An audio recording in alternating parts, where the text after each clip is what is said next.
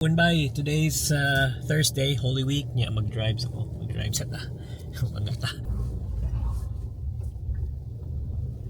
Like di akong auto. Ano man eh. Yeah, back to what I was saying. May hapon by today's Thursday, which is a Thursday. Holy Week siya karon, and tomorrow Friday wala na siya abling mga tindahan kay holidays. And my problem now is wala ko ka shopping. Gamay akong shopping for food. So tomorrow walay pagkaon. So si Kwati tani. So I'm heading out. Why is there a check engine?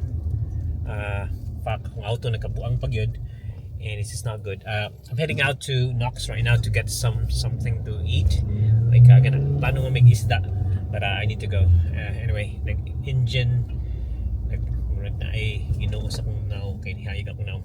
Nag-engine check akong makina. So I need to check my car now. Yeah, nag-hug stress. Anyway, gotta go. Wala ko now. So na kay issue ning auto ha kay kanang kasi karas ang auto nga ri tarong man ngagan. Pero sa tuwa nga marag may klaro. May adlaw-adlaw sa mukha kanang yeah gay atay. Grabe kay kainit ba? Yeah, atay. Kanang yeah, what I was saying is that grabe kay kainit eh. Kanang I have an issue with this car here. I bought it like 4 years ago. An asshole. The asshole U-turn na kalit.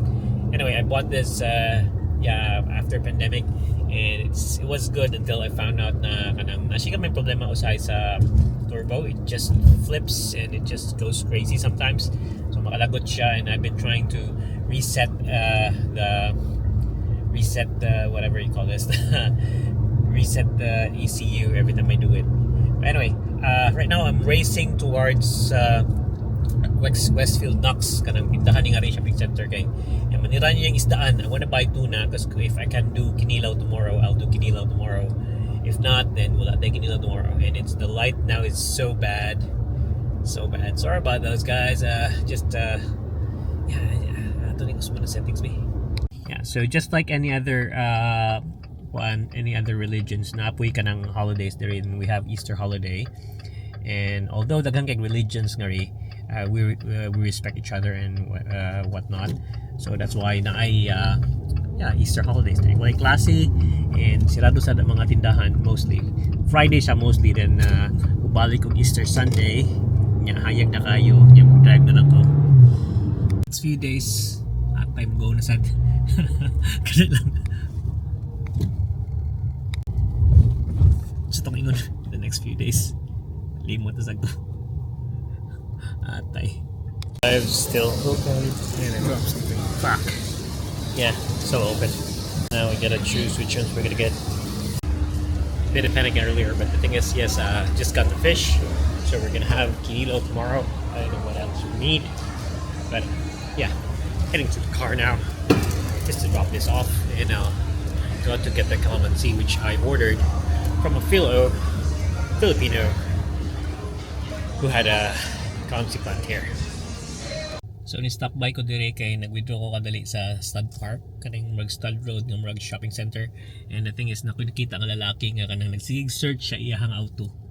Naluoy ko, pero I gotta go. Tiguang na siya, nagdala siya kanang groceries, sige siya lakaw-lakaw. Nya kita siya siyang auto.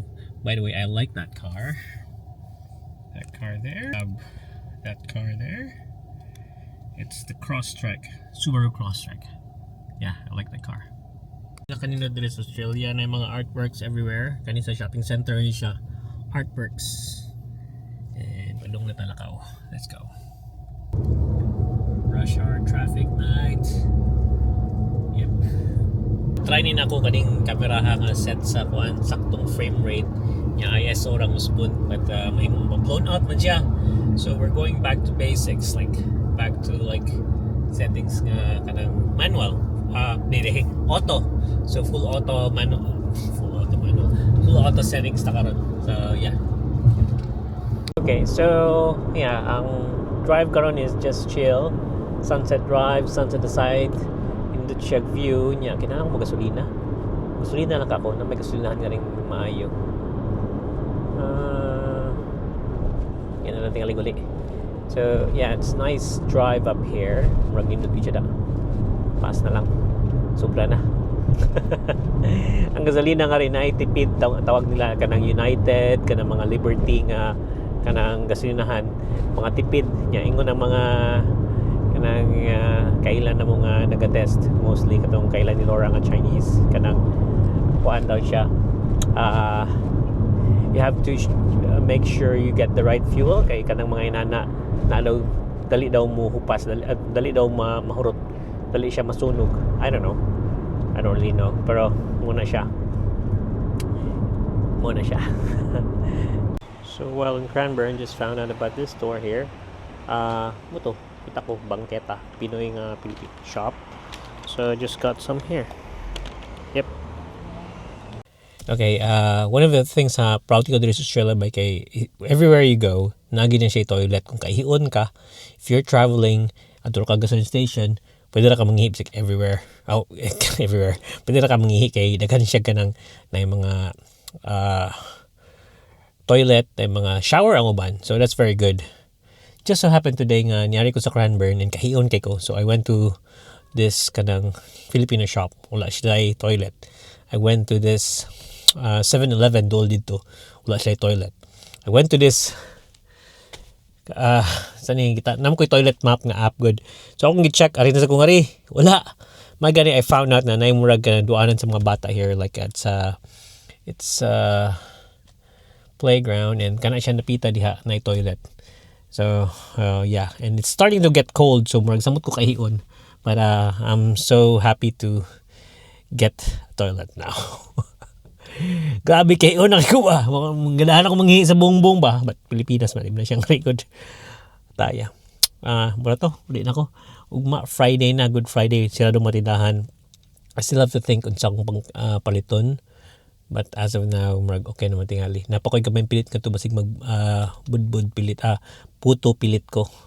I don't know. Okay, paulita. So fairly back at home, edit lang ako ginagmay. Wala mo ko audio. Wala siya audio na ko. So yeah, back home, editing gamay, and yeah, that'll be the end of the vlog for today. See you tomorrow. Whatever.